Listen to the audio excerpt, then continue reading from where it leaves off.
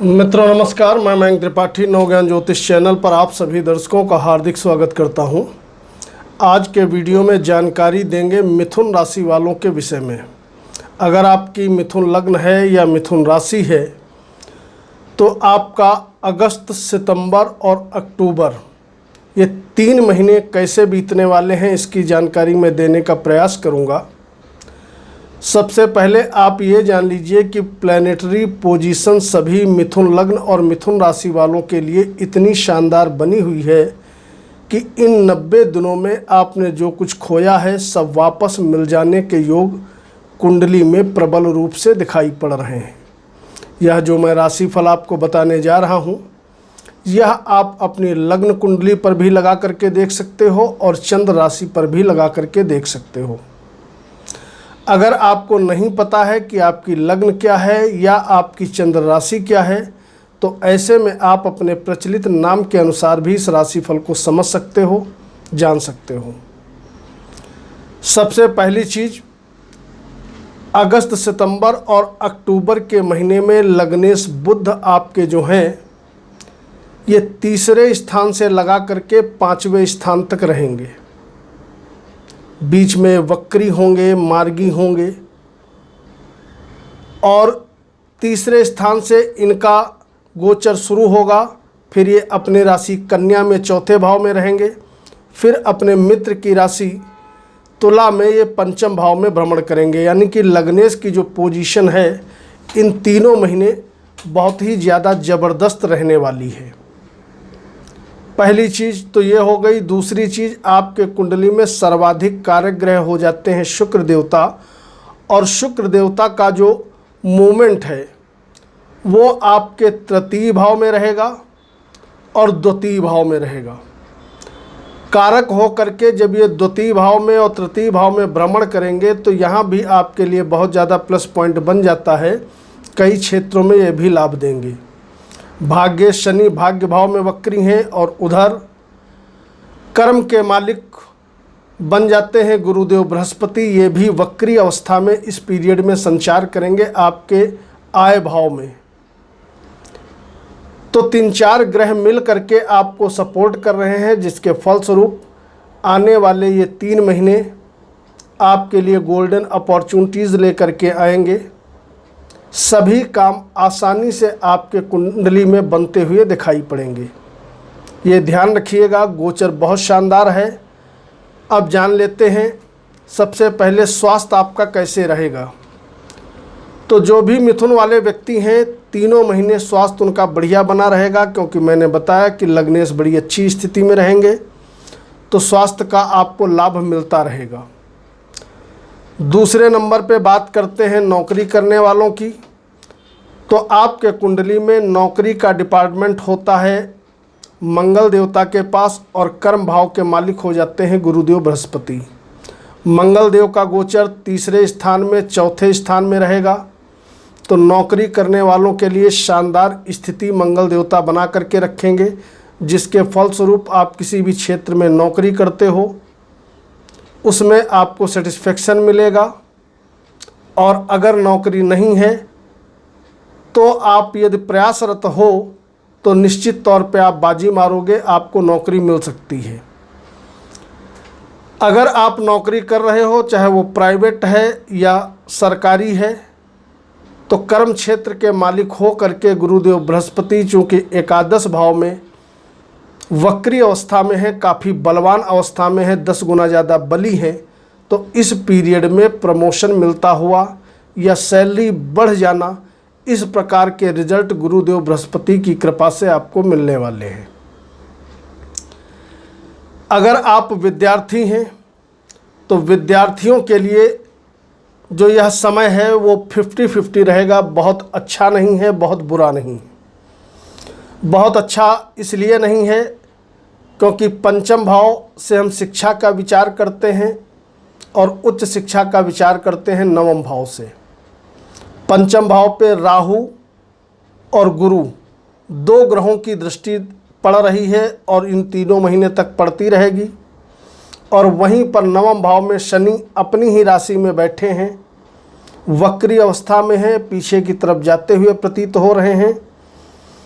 तो शिक्षा में आपको लाभ तो मिलेगा, लेकिन परिश्रम आपको अधिक करना पड़ेगा, उसके बाद ही लाभदायक स्थितियां आपको बनते हुए दिखाई पड़ेंगी।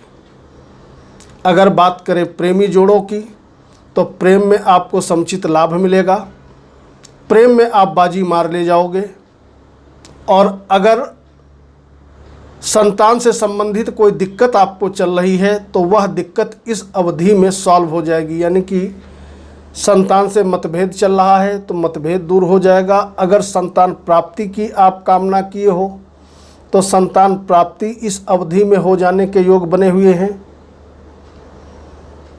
और अगर अविवाहित हो, शादी के लिए परेशान हो, तो इस अवधि में शादी हो जाने के आपके योग बने हैं। मैरिज और लव मैरिज जो भी आप चाहोगे, अगर उम्र आपकी शादी के लायक है तो निश्चित तौर पे शादी आपकी हो जाएगी। इसके अलावा एक आपके ऊपर दुष्प्रभाव भी दिख रहा है। वो दुष्प्रभाव ये है कि आपके 5वें भाव में केतु बैठे हैं और गुरु राहु 2 ग्रह मिल करके 5वें भाव पे दृष्टि डाल रहे हैं। तो जिन लोगों को पेट से संबंधित पहले से किसी भी प्रकार की परेशानी चली आ रही है, तो मान के चलिए वह परेशानी आपकी बढ़ते हुए दिखाई पड़ेगी।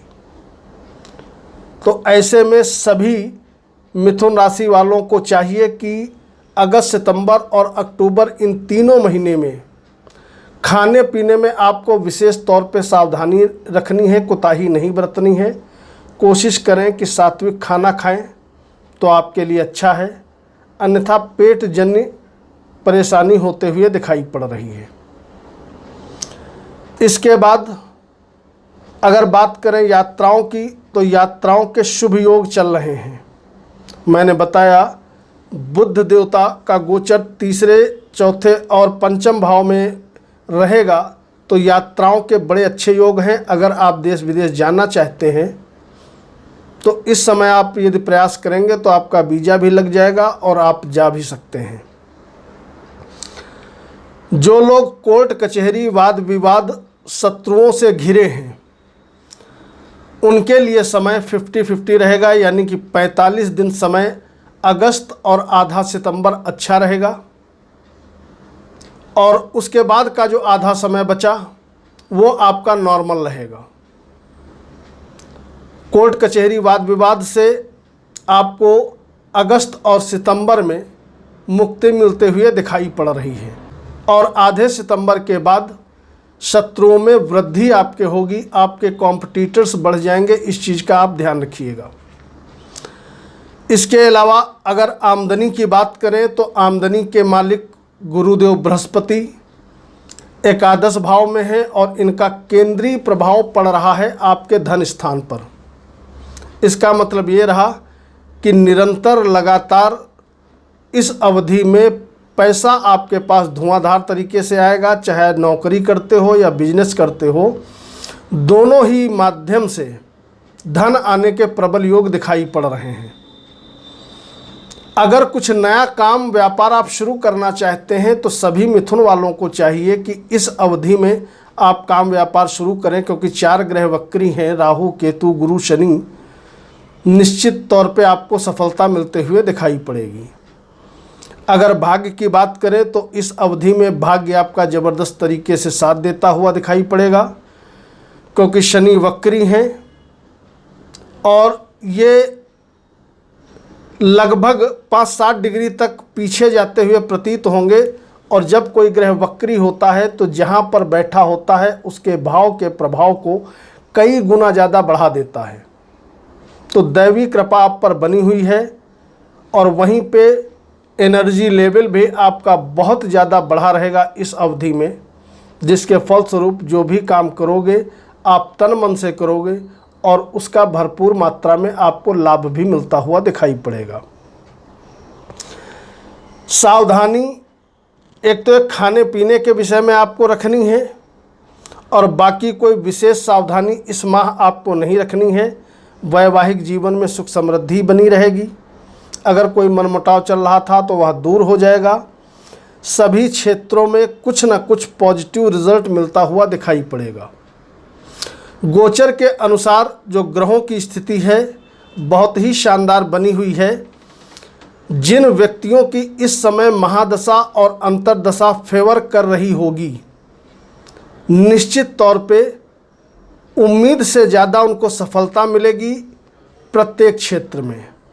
किंतु अगर महादशा अंतर्दशा किसी ऐसे ग्रह की आपकी कुंडली में चल रही है जो कि बाई बर्थ नीच अवस्था में है, या पाप कत्री योग में है, या पीड़ित है, या कारक होकर के अस्त है, तो मान के चलिए जितने शुभ फल मैंने बताए हैं उनमें निश्चित तौर पे कमी आएगी।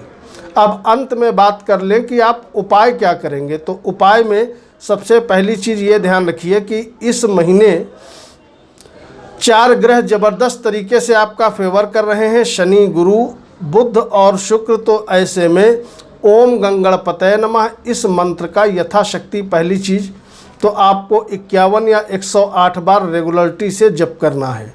और दूसरी चीज़, शनिवार को दीपक जलाना है शनि मंदिर में जा कर के, और अगर समय निकाल सकते हो तो थोड़ा बहुत शुक्र देवता के भी मंत्र का आप जप कर लें।